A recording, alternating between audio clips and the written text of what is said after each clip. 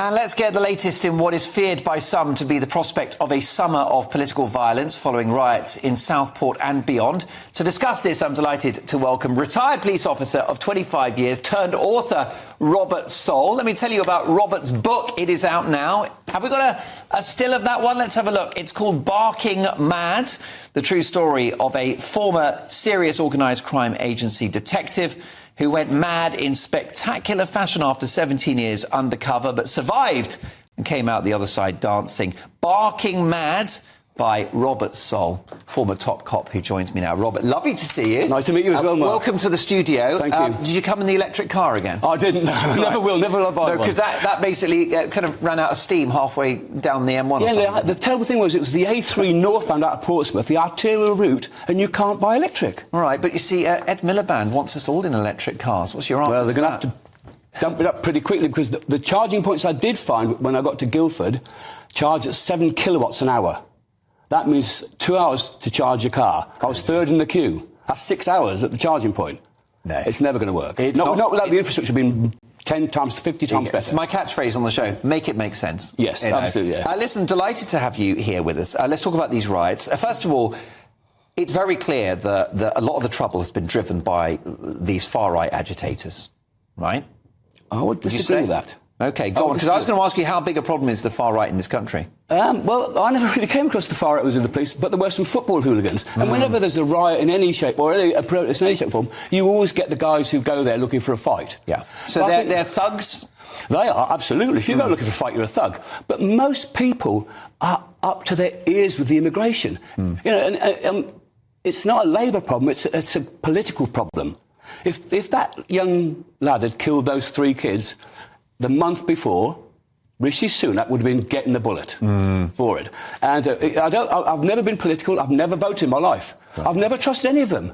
Because if you have a group of dishonest people at the top of your food chain, how do you expect the people below to behave? Right. And they're dishonest. So you would say, for example, David Cameron's government, when they said we'll get immigration down to the tens of thousands, last year, 700,000, same government. Yeah, and all they do is they use smoke and mirrors with it. And I'll take you back to when I joined in 1984, my first encounter, 1986, with illegal immigration. Stopped 4 guys in the car because they were driving awfully, pulled them out, no ID, no passports, no driving licence, no documents. Took them to Hammersmith Police Station. I was on my own, booked them in, rang immigration. What's the score? Well, I've got these 4 guys.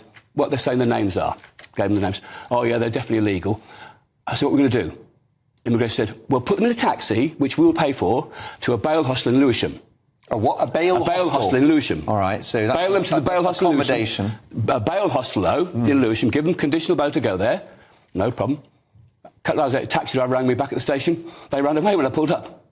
Extraordinary. So that's 84. And since then, we've had decades of that. We've had 40 years of it. Yeah. And when I joined the police in 84, there were already small ghettos and places where the police were frightened to go, like Stoke Newington, Hackney, Peckham, Brixton. Police were frightened to go there unless they were mob-handed. And of course, that can't be right. This is replicated in the north of England, the Midlands. It's replicated everywhere now. But you can't surely push back on this idea that what we saw in Southport on Tuesday wasn't, you know, a lot of racist, angry men looking for trouble, who just hate foreigners and want to go back to the 1950s. I mean, you could say far right, you could just call them racist thugs, but is the Prime Minister not right to focus on that or to identify that? No, I think he needs to get the bigger picture going, because so many people I talk to every day in all walks of life in different parts of the country, they've had enough. Right. They don't want their country taken over. And I don't mean that in a horrible way. If they come over here by the right routes and they speak the right language and they get the right jobs and they contribute to society, absolutely fine, but that's not the case. There's lads roaming in every city in the UK, because we travel, me and my partner, every city. It's frightening. There's tension. You can feel it in the air. Birmingham, you can feel the tension. The Bullring, you can feel the tension. You can feel the tension up north. And I'm a northerner. Well, a former top cop just a few months ago, writing in a Telegraph, pointed out that we had several years of Albanians coming into the country illegally, even though Albania is not a war-torn country. It's probably more peaceful than the Isle of Wight. And the Germans have been refusing Albanians for years now, but we're soft touch on that one. Yeah. My understanding from this article by a former top cop writing in the Telegraph is that most of the drug gangs in this country are now controlled by Albanians. Absolutely. In fact, down where I live in Portsmouth, there's a WhatsApp number available to people, and you can ring it. It's an Albanian guy will be with you in 10 minutes for a gram of coke. And it's a WhatsApp group. Yeah, you can give me his number later, but I work in TV. Old habits die hard. What about two-tier policing? Do we have that, or is that unfair slur on... 100% right. And I've only been on social media now for the last 6 months because of my covert life. I shied away from putting my face in public. Yeah. And I'm here now today because I feel so desperate things need doing. Right. I didn't want to put myself on offer. There are contracts on my head to kill me. I've locked away some serious people in my time. But the country's got to change. The police have got to change. They've got to go back to being crime fighters, not revenue collectors. They did do the right thing on Tuesday, didn't they? And they did the right thing 2 nights ago in Sunderland, which is to crack down on violence and police stations being burned down, right? Yeah. Were you happy with their actions of... I'd like the police to be... This is when I joined the police, and I used to deal with them the same. The police should deal with people the way the people are dealing with them. Right.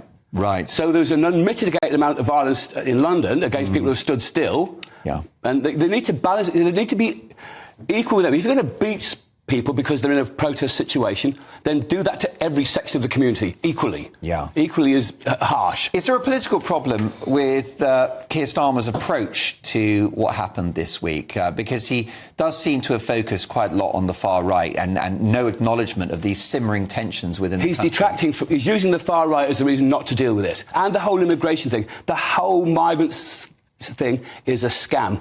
We have been invaded by stealth. But I'm an undercover... Now, isn't invaded a rather inflammatory term? Well, you can say that. Maybe offensive, Robert? I don't think it's offensive because it's factual. It's factual if it's not right. If it's wrong if it's not right. If someone enters the country, fleeing for their lives or wanting to make a better life, could you really call that an invasion? No, but it's not that, is it? They've been through Italy, Germany, France, and then to the UK. And they're piled up on the French side coming over. And back in the 2005, I was a boat captain as undercover for the police. Yeah. They asked me to hire a boat for £1,000 a day, go and pick up a load of illegal migrants in Belgium, but we were dealing with the European government and then the Court of Human Rights and all that sort of stuff. And when I was waiting for this authority to go, and then the boss said, oh, we've just had a direction from the European Court, you can't go until... you've got red life jackets for every passenger.